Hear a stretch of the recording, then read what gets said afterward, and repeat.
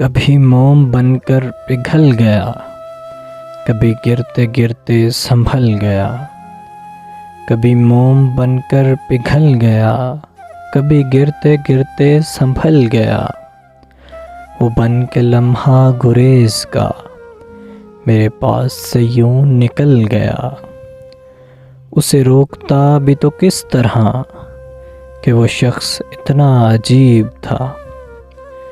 कभी तड़प उठा मेरी आह से, कभी अश्क से ना पिघल सका। सरे राह मिला वो अगर कभी तो नज़र चुरा के गुज़र गया। वो उतर गया मेरी आँख से, मेरे दिल से क्यों ना उतर सका। वो चला गया जहाँ छोड़ के, मैं वहाँ से फिर ना पलट सका। वो चला गया जहाँ छोड़ के, मैं वहाँ से फिर ना पलट सका। वो संभल गया मगर आज तक मैं बिखर के फिर ना सिमट सका। वो संभल गया मगर आज तक मैं बिखर के फिर ना सिमट सका।